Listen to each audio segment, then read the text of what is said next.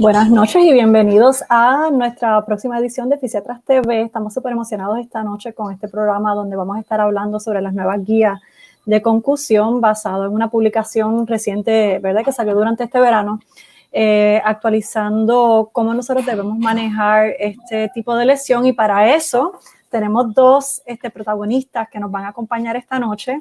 El doctor Manuel Mas, que es fisiatra y también subespecialista en lesiones brain, al cerebro. Doctor Manuel. Saludos, gracias, un placer estar aquí con ustedes.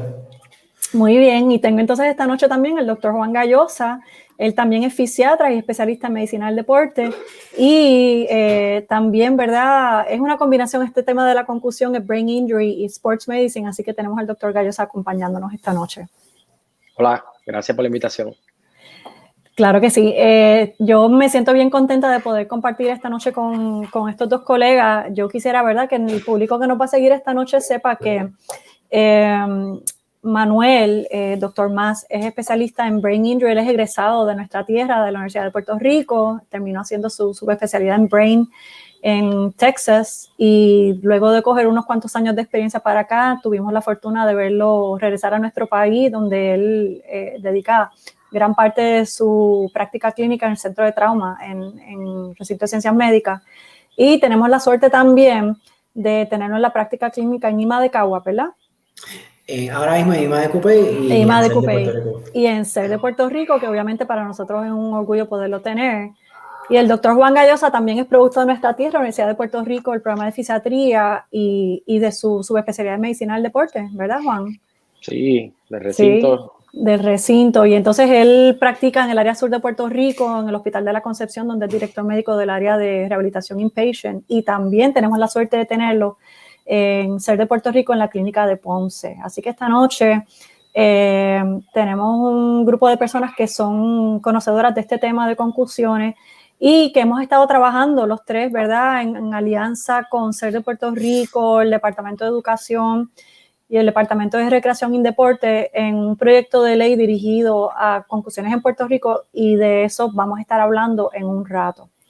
Así que antes de empezar, quisiera recordarle al público que nos sigue que Fisiatras TV es un programa en vivo en la plataforma de Facebook y la intención, ¿verdad?, auspiciado por la Asociación Puertorriqueña de Medicina Física y Rehabilitación. Y la intención de este programa es poder contribuir a educar a la comunidad sobre el rol de los fisiatras en la práctica clínica y educar también sobre las cosas que nosotros hacemos, cómo contribuimos a calidad de vida, cómo tenemos un rol en discapacidad, que nuestro público tiene que conocer sobre lo que hace un fisiatra y por qué es importante incluirnos en su equipo de trabajo. Así que le damos gracias a la Asociación Puertorriqueña de Medicina Física por este espacio y este esfuerzo.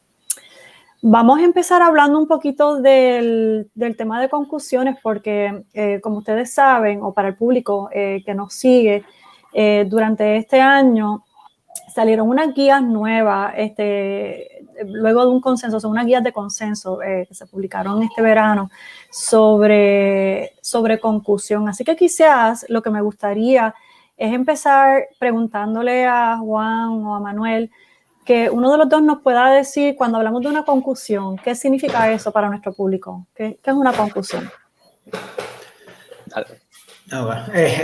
Buenas noches de nuevo. Pues una concusión es una lesión cerebral, ¿verdad? Es una lesión cerebral que puede ocurrir de diferentes maneras, de diversas maneras. Puede ser, y aquí no estamos hablando específicamente del deporte, pero en general, puede ser por un trauma directo a la cara o a la cabeza, a cualquier parte de la cabeza, ¿verdad? Al frente, atrás, como también no tiene que ser directamente a la cara o a la cabeza, puede ser al cuerpo, hasta cierto punto, hasta saliéndonos del deporte, hasta una lesión de combate como una explosión le puede causar a alguien una concusión, porque es una lesión que tiene fuerzas indirectas biomecánicas que puede ser ya sea a la cabeza o por la energía que se transmite de otro lugar hacia la cabeza. Por tal razón, una persona puede tener una concusión directamente, lo más obvio, ¿verdad?, es con un trauma a la cara o a la cabeza, pero también puede ser en un accidente automovilístico, por ejemplo, cuando está guiando y alguien le da por detrás del carro, pues el simple hecho de moverse por delante y por detrás, aunque no le da el guía, le puede causar una concusión cerebral. Igual manera, si ahora hablando del deporte, quizás vamos a hablar del baloncesto, que es un deporte que uno quizás correlaciona mucho con concusiones cerebrales, pero si dos jugadores chocan uno contra el otro, cuerpo a cuerpo, esa fuerza puede llevarle o transmitirle energía, no voy a decir negativas, pero que pueden llevar una concusión hacia la cabeza sin necesariamente darse, lo cual lo hace pues una condición un poco curiosa, difícil a veces hasta de diagnosticar, porque no lo más fácil y lo más obvio es cuando se dan directo cabeza con cabeza o cabeza contra otro objeto, pero no necesariamente, y aquí va a venir parte de la discusión de cómo identificarlas y demás. No necesariamente tienen que tener, o no se supone que tengan hallazgos en imágenes, por ejemplo, en un CT scan o un MRI, se supone que salga todo bien. Pero pueden dar síntomas después de, ya sea el momento o después de varios días del evento. ¿Por qué consideramos concusión un brain injury? Una de las fases o uno de los niveles de un brain injury. Bueno, usualmente, aunque no necesariamente hay un sangrado o hemorragias, microhemorragias en el cerebro después de una concusión cerebral, sí se crea o empieza una cascada neuroinflamatoria en el cerebro cuando el paciente o el atleta recibe ese trauma, ya sea directo o indirecto, que puede durar días, semanas, y es lo que empieza a traer los síntomas. Así que, aunque no hayan cosas clínicas o algo observable en una placa, no significa que esté pasando un proceso neuroinflamatorio en el cerebro que conlleva a que entonces pues se considere como una lesión cerebral, porque sí, en efecto, quizás no son en las imágenes más comunes como un MRI, no se va a ver, pero hay evidencia muy buena que en otros tipos de estudios más sofisticados de imagen de cerebro, pues sí se ven muchos cambios que van a la par pues, con una lesión cerebral. Sí, y tú sabes que yo creo que eso me da el cue para preguntarle a Juan un poco por los síntomas. Una de las cosas que creo que mencionaste es algo que es importante para los clínicos que nos siguen en la llamada, y es que nosotros tenemos que tener la capacidad de sospechar en el historial concusión para el paciente, porque no siempre voy a tener un estudio que me diga, mírala aquí está la concusión, y por lo tanto, como consecuencia de eso, pues voy a hacer algo contigo. Así que hay eventos que usualmente, ¿verdad? Hay eventos más conocidos que nos llevan a tener concusiones y nos va a dar una serie de síntomas que van desde bien generales hasta bien específicos. ¿Podemos hablar un poco de los síntomas, Juan? Sí, los síntomas de concussion pues pueden ser bastante variados porque van desde síntomas neurológicos hasta síntomas musculoesqueletales, ¿no? Y entonces es bien importante, y depende del setting donde tú lo estés evaluando, cómo vas a estar tratando de pescar esos síntomas. Por ejemplo, si uno está en el setting agudo, que ya sea en el deporte, ¿no? Viendo un evento, ¿verdad? En una cubierta de un evento deportivo, pues tú puedes ver que ves cómo ocurre la lesión, o ves si el paciente cayó de cabeza, se dio con la cabeza contra el piso, etcétera, o algún golpe. Y entonces los síntomas que tú esperarías ver en ese momento, pues una de las cosas que vas a ver que se ve común es mareo, ¿verdad? O que se aturdido, que pierde un poco balance, etcétera, que se toque la cabeza, ¿verdad? Tú puedes ver un atleta que se toca porque se dio en la cabeza, a lo mejor tú no viste cuando cayó, pero lo ves que se está sobando. Y si tú ya tienes esa sospecha, pues ya ahí, ¿verdad? Cuando uno empieza a evaluar más profundo, tienes la oportunidad de preguntar, pues entonces puedes ver otras cosas, vas a preguntar visión borrosa, es una de las cosas que pueden ver, a lo mejor algunos si se dieron bien fuerte pueden haber tenido una pérdida de conocimiento temporera, pueden ver luces, y esos son síntomas neurológicos que uno está buscando inicialmente. Ahora bien, es bien importante que vas a ver otras cosas, como lo son, por ejemplo, dolor de cuello, es un síntoma común, y estos síntomas asociados a lo que es como tipo whiplash. Y esos inclusive son síntomas que se pueden ver más luego de. Tú puedes tener un post-concussion syndrome ya en la oficina, un paciente que tú estás evaluando, que la queja principal es un dolor de cuello, de cabeza tipo tension type, y esos síntomas pueden perdurar, ¿no? A lo mejor la visión borrosa o estos síntomas se vieron inicialmente cuando tuve el golpe, pero estos síntomas, otros musculoesqueletales, de dolor de tensión muscular se pueden ver luego en clínica, y lo veo a veces. Ahora mismo, por ejemplo, si yo no, en una clínica ya regular, no en el evento deportivo, tú puedes ver concussion por otras cosas, como dijo Manuel ahorita, accidentes de carro, lo veo bastante. Pacientes que no saben, o caídas en la casa o por ahí, que no saben que tuvieron un concussion y vienen a ti por dolor de cuello y te dicen, no, es que yo tuve un accidente de carro el otro día, o tuve una caída, que me caí por unas escaleras, y cuando empiezas a indagar ese dolor de cuello, ese síntoma preliminar que los trajo, resulta que empiezas a indagar y todo vino por un concussion que tuvieron por la caída inicialmente, y ellos no se dan ni cuenta, no estaban al tanto. Ese tipo son el tipo de cosas que más comúnmente vamos viendo. Sí, y yo creo que es importante que para los que los que son clínicos en la llamada, sepan, ¿verdad? Siempre le digo a los residentes, tú tienes que ser como un detective y tienes que ser curioso. El paciente no te va a dar toda la información porque no piensa que es importante. Así que nosotros, ¿verdad? Al buscar, al tener un historial de trauma como parte de la historia, tenemos que saber indagar más, o cuando hay cosas que no nos pegan, ¿verdad? Saber indagar más para poder pescar esa información del paciente, porque entonces empiezan muchas cosas cuando entendemos que ha habido un historial de trauma, un golpe, como tú mencionas. Hay cosas que empiezan a hacer clic para nosotros desde el diagnóstico diferencial, entonces.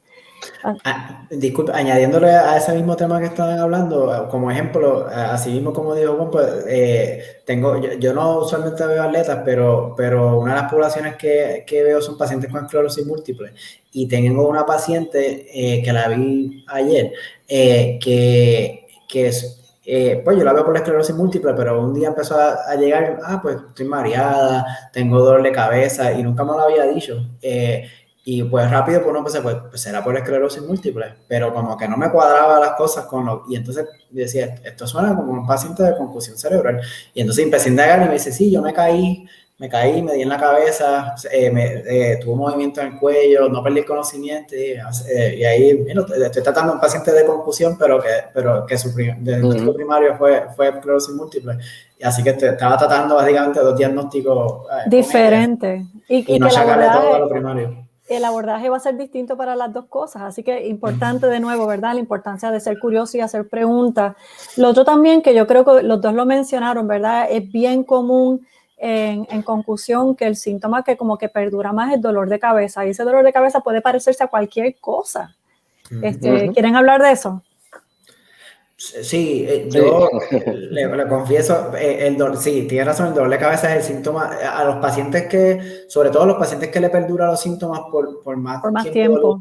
Que no se supone, que no es la regla, ¿verdad? Pero uno se recuerda de ellos porque son pacientes que tienen síntomas que son difíciles de tratar, sobre todo lo del dolor de cabeza. El dolor de cabeza es el síntoma más común, sobre todo en postconcusión, en síndrome de postconcusión, y como usted bien dice, es un dolor de cabeza que es difícil de categorizar, porque a veces hasta comparte diferentes síntomas o etiologías de diferentes tipos de dolor de cabeza. Sí. Usualmente migrañoso es el más común, pero a veces tienen como síntomas de migraña, pero parecerían también tener, y Juan sabe esto, él hace mucho síntomas como occipitales, como si fuesen neuralgias occipitales, y entonces se hace bien difícil, pues, entonces pues lo trato como migraña y como una neuralgia occipital, o lo trato como Juan también te digo, pues, como un dolor cervicogénico que le está dando dolor de cabeza.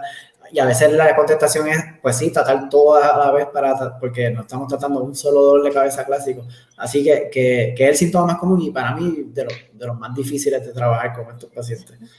Sí, yo creo que también el uno entender que dolor de cabeza es uno de los síntomas, yo creo que para nosotros el que vamos a tratar al paciente nos permite darle explicaciones al paciente y entender que él no va a mejorar, entender no es que está loco, no entender de que me lo estoy inventando, no, mira, esto es parte. Entonces nos permite darle la herramienta, ¿verdad?, de explicarle al paciente de dónde viene parte de los síntomas. Alguien nos pregunta en el chat, ¿cómo examinamos un paciente para concusión? Y no sé si queremos esperar discutir eso cuando hagamos lo de planning y pre-planning, lo discutimos luego. Vamos a hablar de eso bastante. De eso ya mismito. Así que, Natalia, ya mismo te vamos a contestar la pregunta.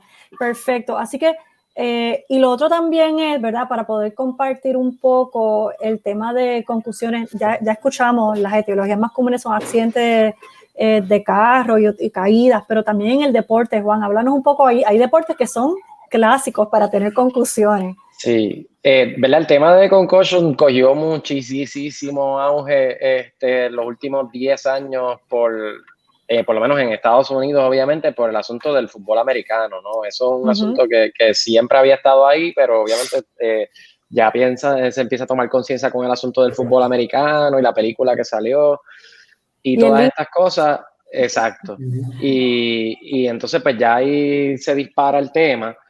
Y pienso que es importante porque cada país puede ver los concussions de maneras distintas según los deportes que se practican en ese país. Pero a pesar de que lo que sí hemos ido viendo es como que a pesar de que en Estados Unidos es por el fútbol americano que hay mucho concussion, hay montones de otros deportes que practican en todo el mundo donde hay concussions y ya todos los deportes se han adaptado a tener sus propios protocolos de concussion. Y voy a tomar de ejemplo el fútbol soccer. El fútbol soccer es el deporte más practicado en el mundo entero. Y la realidad es que también hay mucho concussion en fútbol soccer. Ellos dan bolazo por la cabeza, ellos se chocan con los otros jugadores igual. Y aunque no es al nivel ¿verdad? De tan fuerte como en el fútbol americano, hay mucho concussion y la FIFA tiene ya sus protocolos de concussion que podríamos ver, por ejemplo, el evento más grande que es el Mundial. Tú puedes ver concussions que ya uno ve ahora que habían antes, hace, qué sé yo, 8, 12 años atrás, y no se manejan de la misma manera como se manejan ahora. Tú ves el Mundial más reciente, hubo un concussion, o la Eurocopa más reciente, hubo un concussion, y ya hablan los comentaristas, no, mira, están aplicando el protocolo de concussion, o no se aplicó correctamente. O no se aplicó porque eso fue lo que vimos este año, exacto, que lo dejaron jugando y al minuto estaba en el piso. Exacto, o no se aplicó y mira lo que pasa. Lo mismo pasa con la NBA, que es otro deporte de contacto, pero no al nivel de fútbol americano. Y depende del país, ¿verdad? Y de los deportes que se practiquen, pues la incidencia y la manera en que se manejan los concussions. Aquí en Puerto Rico, por ejemplo, pues tenemos todos los deportes, no tenemos fútbol americano, pero tenemos boxeo, por ejemplo, que es un deporte que obviamente pues, te recibe golpes a la cabeza como parte del deporte, y hay también pues, ¿verdad? Que establecer reglas y se practica el manejo de concussion con los boxeadores. Pero también tenemos, ¿verdad? Y vamos a terminar hablando del proyecto de ley con los niños. Tenemos muchos deportes en niños donde hay golpes a la cabeza. Podemos mencionar algunos de ellos para los que nos están siguiendo. Bueno, en niños, deportes que se practican en niños que tengan concussion, de los más comunes, yo diría, por ejemplo, baloncesto, excluyendo boxeo, ¿no? Pero sí. Baloncesto y soccer son dos deportes que se practican muchísimo en Puerto Rico y en niños, y son deportes con incidencia de concussion. Yo personalmente que tenía una particularidad por atender atletas de judo. El judo es un deporte que se practica bastante en Puerto Rico, y hay la mayoría de los concussions que yo he visto, de hecho, son en judo, más que en los otros deportes. Y de hecho, el segundo deporte después de fútbol americano que más concussion tienen es taekwondo. Así que taekwondo es un deporte que también se practica en el mundo entero, y es a tomar en consideración porque hay que ir preparado, ¿verdad? Cuando estamos viendo ese deporte, y los niños practican taekwondo. Sí.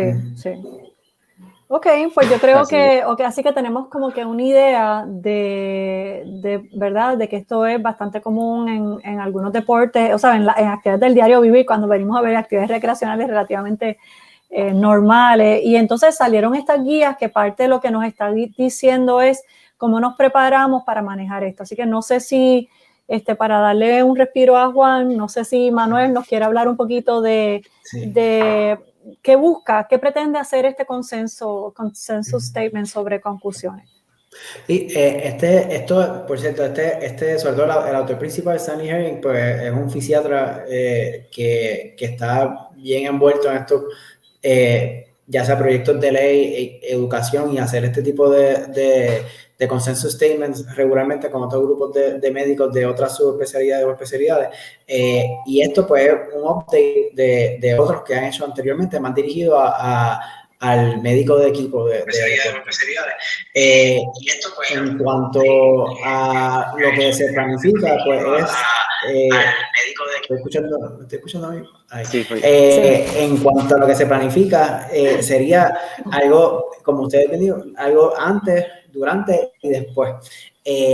Antes, pues, primero el médico, pues, o no solamente el médico, sino también porque no solamente un médico, sino todo el personal que trabaja, vamos a tener ejemplo de un niño en un deporte, desde los padres hasta los entrenadores, todas las personas que trabajan en el deporte y pues el médico de equipo también, pues primero saber lo que es una concusión, ¿verdad? Esto es una de las partes de la guía, saber identificar cómo es que se pueden ver, como ustedes bien dicen, pues ser curioso y tener una mecha corta para identificar una concusión cerebral a beneficio del atleta.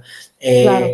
También conocer el historial de eso, de nuevo, de ese atleta, ya sea su historial, si tiene historial de concusiones recurrentes, porque entonces eso hasta cierto punto lo predispone a más concusiones o a concusiones más severas. Saber cómo el atleta es antes de. Esto no creo que no lo mencioné en la guía, pero ha habido hasta algunos puntos donde en algunos estudios han visto si vale la pena hacerle exámenes seriados neurológicos o exámenes seriados dirigidos hacia concusión antes de la temporada, como para tenerlos de guía, como para cuando, pero eso no está tan, entiendo yo, y bien definido. Bien definido porque se ha pensado si quizás entonces pues el atleta quizás por tal, pues juega un poco con la prueba por tal de porque ya la conoce. Exacto, que cuando le toque el momento de la evaluación, pues, y la comparen, pues no está tan mal porque lo hice peor al principio para quedarme jugando, ¿verdad? Sí, así que eso no está tan bien definido, pero sí es conocer, saber cuáles son las métricas que se utilizan para el momento que ocurre la concusión, pues poder usarla, que eso, entre más yo podemos hablar, que una de las más famosas o la que más se utiliza es el SCAT, el Sports Concussion Assessment Tool. Si quieres, te dejo la parte del sideline de cuando uno está allí. Sí. ¿Verdad? En cuanto al...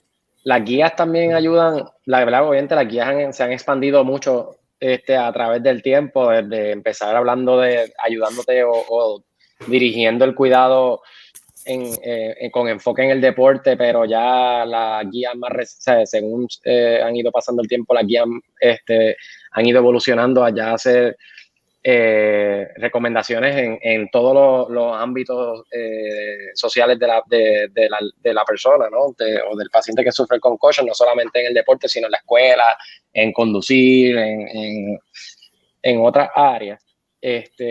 Pero obviamente pues en el deporte uno puede dividirlo, la conversación, vamos a hablar de lo que es la evaluación del momento. Pretemporada. Bueno, podemos hablar un poquito de la pretemporada, entonces para ir en orden, porque entonces la guía nos da como unos pasos, lo que se hace pretemporada, en temporada y luego, así que vamos a ver qué dice la pretemporada que se supone que estemos haciendo. En la parte de pretemporada, pues lo primero que uno tiene que hacer, por ejemplo, es que depende del momento, del setting que uno tenga, pero obviamente en un setting de deporte organizado, pues uno hace pruebas preparatorias para los atletas que van a participar.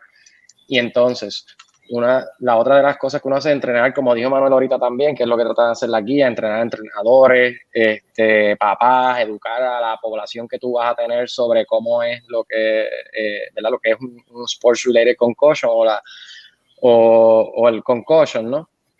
Y luego, entonces tú tratas de identificar o prepararte previo al juego también a cómo vas a manejar el concussion si ocurriera el concussion. Sí. Eso es parte del assessment que uno hace previo a que ocurra el evento donde puede ocurrir el potencial concussion y tener todos esos preparativos para cuando ocurre la conclusión. El evento. Y que obviamente todo el mundo esté envuelto en el proceso y todo el mundo entienda lo que va a pasar después, incluyendo al atleta, padres, entrenadores. Sí, yo antes de pasar al Same Day Evaluation, yo lo que quisiera quizás enfatizar es que uno de los retos que tienen, muchos de los retos que tenemos los clínicos cuando vemos pacientes que han sufrido un golpe a la cabeza, es la frustración que experimentamos, saber que este atleta tuvo una lesión en el deporte y no lo sacaron ni se siguió un protocolo. Y muchas veces es por el desconocimiento que tienen Los mismos padres que a veces son, empujan más que los mismos trainers. No quiero que saques a mi hijo, lo está mirando el scouter, él es la estrella del equipo, no me lo puedes sacar, y entonces a veces forzamos al atleta y lo exponemos innecesariamente a nuevas lesiones y riesgos. Así que parte de esa pretemporada también es educar a todo ese círculo, como tú mencionaste, no solamente lo que es concusión, sino las consecuencias, ¿verdad? ¿Qué consecuencias puede tener esto y cuál va a ser el protocolo que el equipo va a seguir para que ese protocolo la gente lo sepa, no los coja de sorpresa y lo respeten? Claro, ¿verdad? Claro. Porque se hace más difícil cuando tienes que bregar con todo este drama alrededor del evento si la gente no entiende por qué el coach o el que está tomando decisiones toma las decisiones que toma. Así que es importante, ¿verdad?, que la gente entienda eso. Sí, ellos hablan de lo que es un EAP, que es un Emergency Action Plan, que entonces es lo que debería, por ejemplo, si obviamente si tienes el equipo completo, pues el médico debe educar a eso, porque el concussion, a diferencia de que si un muchacho se rompe se dobla un tobillo, es algo que puede ser un poco difícil de entender y puede ser controversial, como usted dice. Si yo voy a sacar a alguien porque tiene un concussion, pero realmente no se ve tan mal, pues puede ser controversial y difícil. Y a mí me ha pasado en varias ocasiones. Y entonces, pues es importante que todo el mundo esté en la misma página, ¿no? Sí, y que sepan lo que va a pasar, que ese plan esté creado antes para que sepan todo lo que va a pasar y por qué está pasando. Sí, definitivo.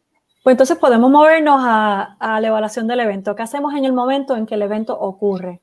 En el evento, ¿verdad? Si estamos en un evento deportivo y ocurre un concussion, una de las cosas importantes es que el médico que esté allí debería tratar, dentro de lo que más pueda, estar pendiente a lo que está pasando en la acción para tratar de ver cómo es que ocurre la cosa o identificar el concussion, inclusive antes que todo el mundo.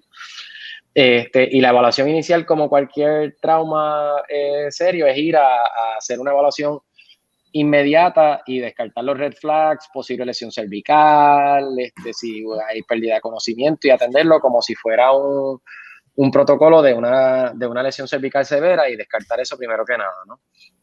Una vez eso está descartado, tú puedes, lo que debes hacer es remover al atleta o identificas que hay un potencial concussion, remover al atleta del deporte y se hace entonces la parte de lo que es el sideline evaluation, que es una evaluación más detallada, ¿no?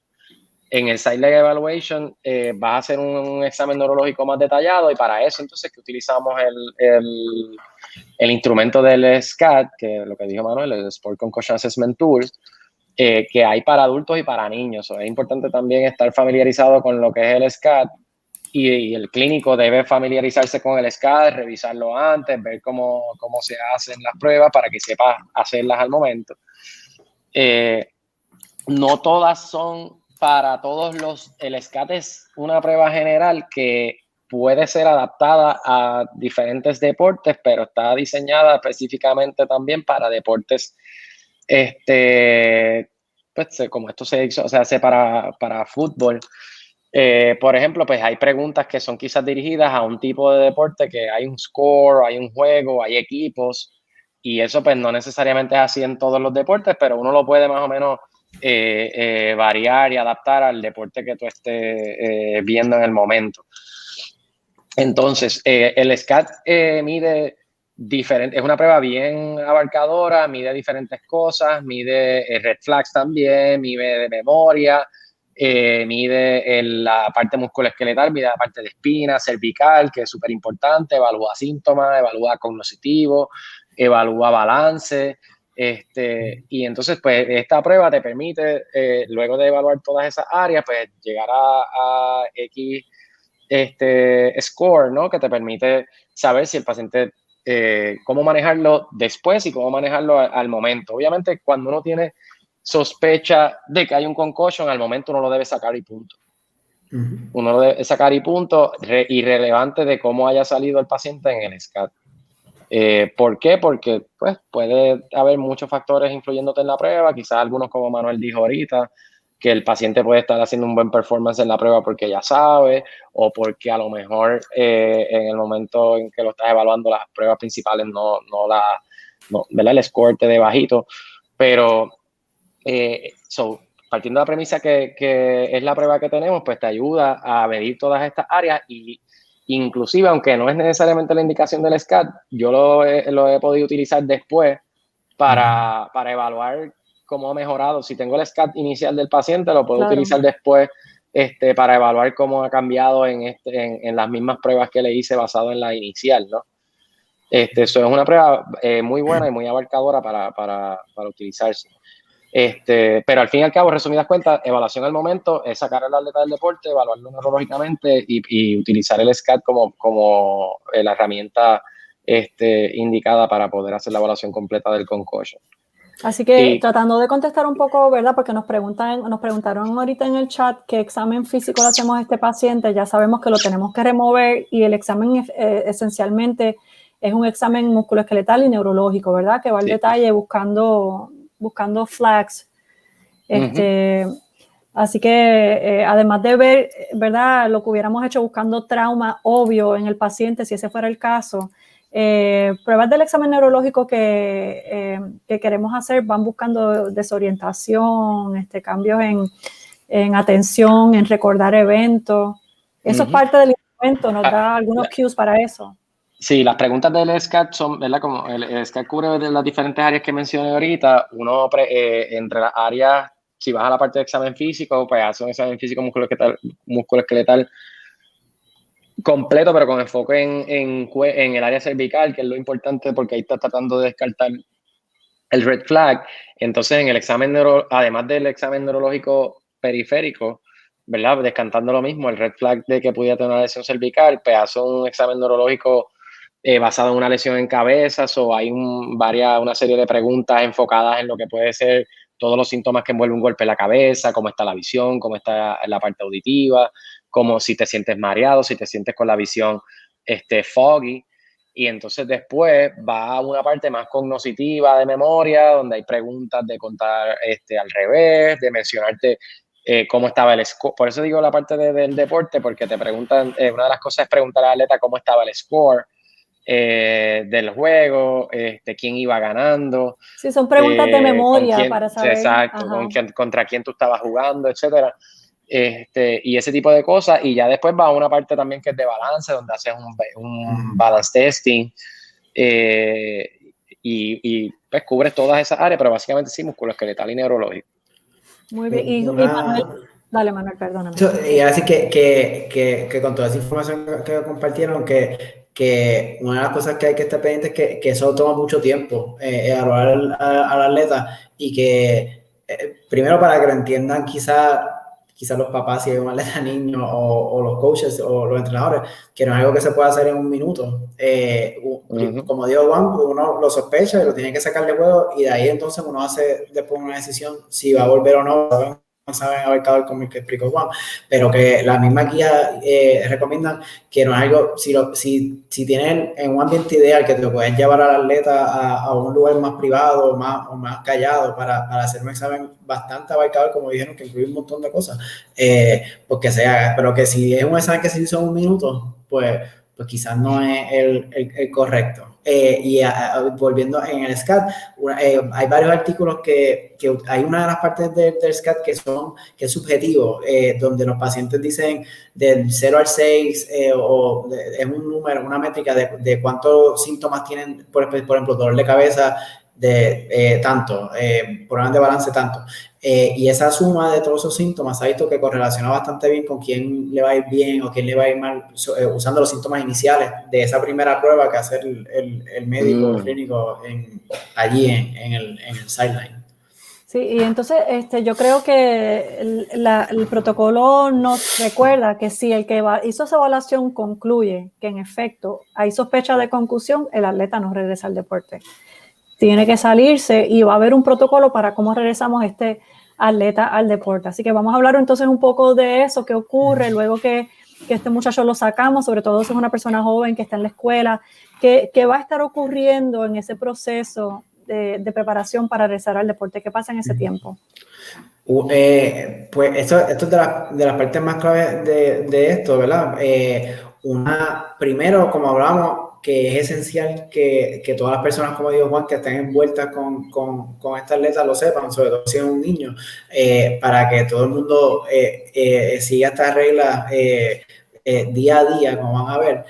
Hay una parte, ahora hablando de niños atletas, los maestros. que también está envuelto en este proceso. Uno, si es un atleta, y después vamos a hablar de si son atletas colegiales o atletas niños que están en escuela, primero las estrategias de volver al deporte pues son estrategias escalonadas.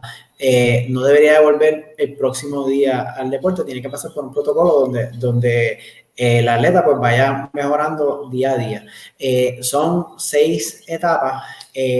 La primera siendo el primer día, las primeras 24 horas siendo descanso relativo.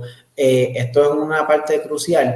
En el pasado se recomendaba que los atletas o alguien que sufriera una concusión cerebral pues debería de tener descanso del cerebro, y eso lo traducían a entrar a un cuarto oscuro o no ver televisión, no hablar con nadie, para darle al cerebro descanso, casi como si fuese un músculo que hay que descansar después de una lesión. Eso se ha visto que no es tan efectivo para el atleta, al contrario, se ha visto que es detrimental. Así que lo que se recomienda ahora es un descanso relativo, donde el atleta pues, puede hacer sus actividades del diario vivir, sobre todo ver televisión o hablar o usar su celular, después de que esas actividades no le causen síntomas, por ejemplo, que le duela más la cabeza, que le dé más mareo, le dé más visión borrosa. Y ese paradigma de hacer cosas basadas en cuántos síntomas te dan es lo que se utiliza para ir por cada etapa del progresando. El primer día, pues, descanso relativo y todas las etapas son 24 horas. El próximo día, pues, vas a empezar a hacer actividad física o actividad para ver si te dan síntomas o no. Si no te dan síntomas de ningún tipo o no hay exacerbación, pasas 24 horas, pasas a la próxima etapa. Si tienes síntomas, el atleta se debe de quedar en esa etapa hasta que no tenga síntomas, y entonces se le deja. Esa es pregunta de Word, ya está decidido. Sí. Entonces la próxima etapa es ejercicios aeróbicos leves, 24 horas, si no tiene síntomas. La próxima serían ejercicios específicos del deporte. Próxima, si no tiene síntomas, que hagan algún tipo de drills, usando deportes de contacto donde no tengas ningún contacto con ningún atleta. Vamos a decir, si es fútbol americano, pues que no sean drills de contacto físico. Entonces la próxima es que tengas el próximo día, si no tienes síntomas, que tengas una práctica completa, y si no tienes síntomas, ahí puedes volver al deporte. Ahí fueron 7 pasos, 24 horas, así que se supone que sean un protocolo de 7 días para volver al deporte. Hay veces, y ahí quizás cuando me puedo asistir, pero en los deportes profesionales hay veces que vemos que estos protocolos son acelerados, y se usan las mismas guías, pero quizás no se esperan las 24 horas para regresar. Y entonces la otra parte importante, pues, hablando de atletas colegiales o estudiantes, es que también hay un protocolo para volver a la escuela. Y eso es más importante que volver al deporte, ¿verdad? Vamos a decir, el niño no ha vuelto todavía por completo a su salón de clase normal, pues todavía no puede volver al deporte por definición. Eso tiene que pasar antes. Puede estar pasando quizás concurrentemente, pero no puede pasar primero de volver al deporte por completo y todavía el nene no puede estar en el salón de clase porque tiene síntomas también. Y ahí el protocolo es un poco más corto, pero de nuevo, siguiendo el mismo paradigma de que si tienes síntomas, pues no puedes seguir a la próxima actividad. El primer día, pues, tienes actividades del diario vivir, escribir, leer, usar el celular. El próximo día, si no tienes síntomas, son actividades escolares como hacer una tarea en el hogar. Después vuelves al otro día a la escuela a tiempo parcial, y el próximo día, si estás todo bien, vuelves a la escuela por completo. Así que ahí son 4 pasos. Sí, y tú sabes que yo quisiera enfatizar que entonces por eso es la importancia de que los padres entiendan de qué se trata esto, qué manifestaciones tiene, y sobre todo los maestros también, porque en el caso de regresar a la escuela, nosotros sabemos que las personas que han tenido contusiones o concusiones van a tener problemas de concentración, procesando información, recordando cosas, pero sobre todo es la parte de concentración y procesamiento. Y entonces el niño en el salón de clase pudiera tener dificultad para concentrarse, para poder entender lo que está pasando normalmente para él. Y si el maestro no sospecha, no es parte del proceso, lo pichamos. Tú sabes, el niño pasa y hoy el niño está malcriado o el niño está irritable y nadie entiende por qué el niño se está comportando de esta manera, y es parte del proceso de haber tenido un golpe a la cabeza. Así que es importante que que por eso es que es importante que los maestros entiendan y sean parte del pre-planning, ¿verdad? De educarlos a ellos también, para que ellos nos ayuden a nosotros en el proceso de regresar al niño al salón de clase también. Sí, siguiendo por esa línea también con los maestros, pues, por ejemplo, pensando, pues ahora me vienen a dar otra cosa para hacer un protocolo nuevo para el estudiante, porque tendrían que hacerle quizás ser condescendientes de dejar que el estudiante haga tareas en el lugar ese día o darle algún acomodo razonable en el salón por un tiempo. Así que definitivo que si no saben o no son parte, pues que muchos retos. Empezando también, y uno de los retos más importantes, por el médico que lo va a certificar, que tiene que saber cómo funciona todo este protocolo y este proceso. Definitivamente. Ese es uno de los retos grandes. Pues entonces, yo creo que lo que nos quedaría entonces quizás es discutir, una vez ya tenemos esta persona que la regresamos al deporte, que decidimos que ya puede entrar, ¿va a haber algún proceso progresivo también una vez entre a practicar con su equipo, entrar a competir? ¿Las guías nos hablan un poco de eso o se quedan vagas? Bueno, la guía sobre el protocolo de Return to Play, ¿verdad? La guía habla de los 6 días, como dijo Manuel, el doctor Más. La guía habla sobre esos 6 días.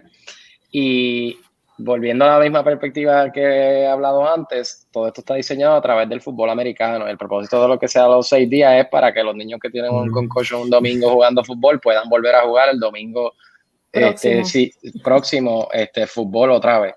So, el protocolo es básicamente 6 días mínimo, ¿verdad? Para uno poder tomar esto en consideración, pero estos casos hay que individualizarlos a cada caso particular, porque un post-concussion te puede durar mucho, ¿verdad? Más que eso. Y entonces, en cuanto a lo que dicen las guías, pues llegamos a este protocolo ¿verdad? De 6 días, pero obviamente hay que estar bien pendiente para estos síntomas recurrentes que puedan ocurrir inclusive después o presentarse, como ha dicho Manuel, si ya tuvo un concussion puede estar más predispuesto a tener un segundo concussion, o que los síntomas sean peores en un segundo concussion. Entonces hay que estar pendiente de estos factores que pueden afectar a una persona que ya tuvo su primer concussion luego. Vamos a hablar un poquito de la ley en Puerto Rico, porque yo sé que ustedes estuvieron envueltos en el desarrollo con el Departamento de Educación, Departamento de Recreación, SER de Puerto Rico. Estuvimos trabajando en el desarrollo de lo que sería un proyecto de ley en alianza con ellos y crear unos protocolos para el deporte en las escuelas en Puerto Rico. Así que, ¿quién quiere empezar a hablar de eso? Bueno, voy a empezar. Primero que nada, en Puerto Rico existe una ley de concussion. Existe una ley que es la ley 202 del 2012, que es la ley para manejo de lesiones cerebrales sufridas por menores de 18 años de edad en actividades deportivas escolares. Esa es nuestra ley de concussion y está ahí desde el 2012. Por diferentes razones ajenas a mi conocimiento, esa ley no ha tenido, ¿verdad?, mucha propagación ni se ha implementado de la manera que quizás nosotros quisiéramos. Y nosotros, a través de SER de Puerto Rico, pues tomamos una iniciativa que fue impulsada por el Departamento de Recreación y Deporte para tratar de promover la educación en lo que son las conmociones cerebrales y establecer los protocolos necesarios tanto en el Departamento de Recreación y Deportes como en el Departamento de Educación. Nosotros pues ya desarrollamos, la ley ya tiene unos márgenes similares a las otras leyes ya que existen en estados de Estados Unidos. Y nosotros entonces desarrollamos unos protocolos para proveerle al Departamento de Educación, Departamento de Recreación y Deportes que puedan implementar esos protocolos similar a todo lo que hemos estado hablando en la noche de hoy, de cómo tener un buen programa de manejo de conmociones cerebrales en las escuelas o en eventos deportivos promocionados por el Departamento de Educación, Departamento de Recreación y Deportes. Parte de lo que incluye ese protocolo es, como mismo lo hemos hablado, la educación a padres, maestros, entrenadores sobre lo que son las conmociones cerebrales y atletas también principalmente, ¿verdad? Sobre lo que son las conmociones cerebrales y cómo se deben manejar. Y ahora mismo, pues, en el proceso en que estamos es el de la presentación de ese protocolo, la evaluación de parte del Departamento de Educación, Departamento de Recreación y Deporte, para luego entonces ir a una fase de implementación donde podamos proveer el material educativo a las diferentes áreas. Sí, y creo que ahí es donde ahora mismo entonces estamos pendientes de poder expandir, ¿verdad? Son esos esfuerzos educativos formalizados para poder crear una recurrencia, ¿verdad? En cómo queremos continuar implementando, educando, ¿verdad? Y viendo esto realizarse como queremos verlo. ¿Cómo después, yo sé que ustedes llevan mucho tiempo hablando sobre ver esto realizado, ¿cómo se sienten después de ver, ¿verdad? De haber trabajado, discutido esto por tanto tiempo, ahora estamos viendo ver Sí. ¿cómo se sienten? Inspirados de que se pueda lograr para tener por nuestros pacientes, ¿verdad? Y por los atletas que puedan educarse y que entonces pues no sufran cosas que quizás son prevenibles. Así que sí, bien entusiasmados del proyecto y de poder envolver a muchos clínicos, porque como vemos es algo que es bien prevalente. Ocurre en Estados Unidos nada más a millones de personas y millones de atletas. Y entonces, pues, así mismo pues, está pasando a muchos atletas aquí puertorriqueños que quizás están pasando desapercibidos. Y la primera parte, pues, y quizás la más importante, es educación a todos estos aspectos del equipo que hemos mencionado. Así que, de nuevo, bien entusiasmado de que lo podamos lograr. Yo creo que Juan y yo desde... Cuando fuimos a una convención en Indianápolis, vimos al conferenciante era Stanley Herring, que era que es el primer autor de esta guía última. Hablamos con él y nos entusiasmamos y una de las cosas también interesantes es que Juan mencionó que esta ley está presente desde el 2012. 12. Pero yo no es como que nosotros se supone que sepamos más que nadie, pero hasta me da vergüenza que yo no sabía que existía, así que es algo que entonces pues definitivamente podemos mejorar para los clínicos y para todas las personas que pueden sufrir de una concusión cerebral. Sí, yo estoy de verdad bien entusiasmado de ver el proyecto. La realidad es que en los últimos meses como que hemos visto esto coger vuelo bastante y es algo, como dice Manuel, nosotros llevamos desde siempre que empezamos especializándonos en esto, escuchando de este tema y no había nada ni cerca aquí en Puerto Rico. La verdad es que tomar la iniciativa y ver el resultado es algo que da mucha motivación y la meta es que obviamente creemos una concientización sobre esto que sea tan cómodo y tan común como hablar del COVID entre la gente, ¿no?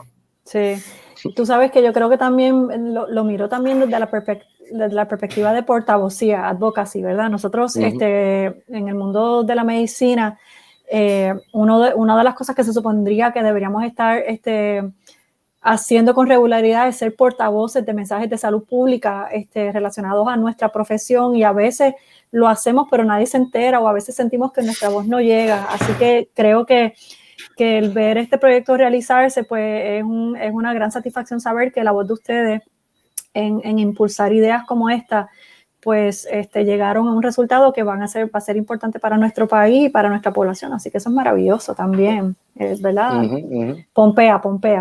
No, definitivo, muchísimo. Bueno, pues yo creo que estamos llegando al final del programa. No sé si quieren cerrar con algunas conclusiones, con alguna invitación al público. ¿Qué les gustaría cerrar? Bueno, de mi parte, de nuevo, gracias por la invitación. Una de las cosas que más a mí personalmente me interesa es, como dije, algo que es bien prevalente. Pero, y aquí estoy hablando bien personal de mi práctica, y quizás eso tiene mucho que ver, yo casi nunca lo veo en clínica, y eso quizás es de nuevo porque pues yo no atiendo niños, usualmente no veo atletas, así que pues es menos común que me llegue, ¿verdad? Pero aún así creo que dentro de la comunidad de fisiatras no es algo, quizás Juan ha mencionado que ha visto más pacientes, pero para lo prevalente que es, pues no escucho, o no es algo como dice Juan, que se escucha tanto. Y si es tan prevalente, pues quizás a veces pienso, cuando nosotros practicábamos en Houston, pues había una clínica subespecializada de confusión y pues obviamente pues ahí llegaban, ¿verdad? Llegaban bastante. Pero aquí pues a veces pienso quizás también, no solamente educarnos a nosotros, pero sino al público. Quizás yo pienso a veces hasta que es algo cultural, como que el puertorriqueño piensa, pues me dio un cantazo y me duele un poquito la cabeza y pues estoy bien. Y eso no Ponte es nada. Sal y mantequilla y no pasa nada. Y sigo bien y después a los 2 meses pues quizás tengo problemitas de balance, pero eso no sigue siendo nada. Así que a mí lo más que también me motiva es que algo que existe, que debería ser más prevalente y que quizás no solamente los fisiatras, sino muchos clínicos, ¿no? Esto se sale más allá de la fisiatría, emergenciólogos, neuropediatras, que pueden estar ayudando a una población que ahora mismo quizás ni esa misma población sabe que tiene algo. Exacto, no lo estamos ni sospechando, correcto. Gracias, Manuel. ¿Y Juan?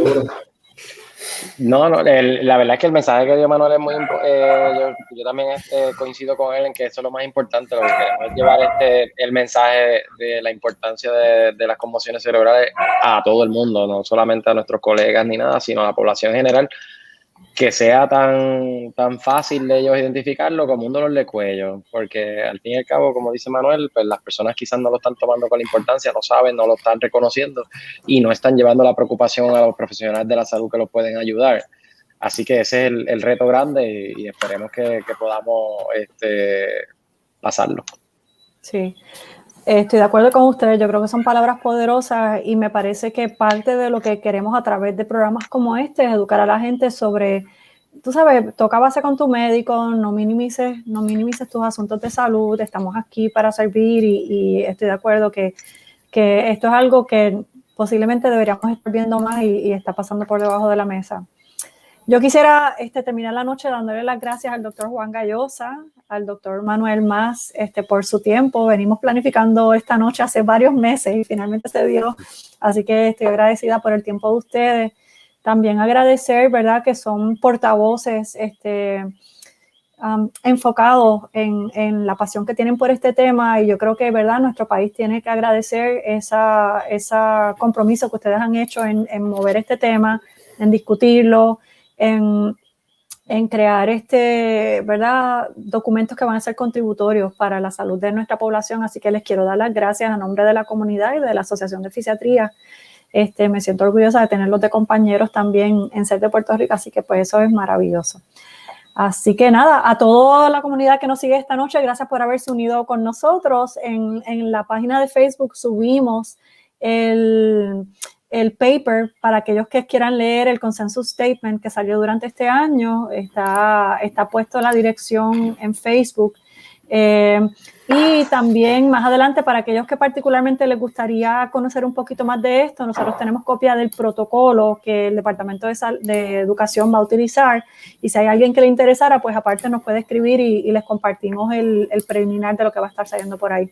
Le agradecemos todos este programa Fisiatras TV, un programa auspiciado por la Asociación Puertorriqueña de Medicina Física y Rehabilitación con el único propósito de educar a nuestra comunidad sobre el rol del fisiatra en la medicina, promoviendo calidad de vida.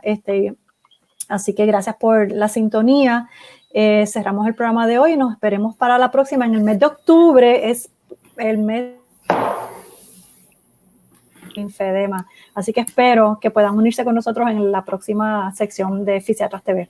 Que tengan buenas noches. Gracias a todos. Buenas noches. Gracias, nos vemos.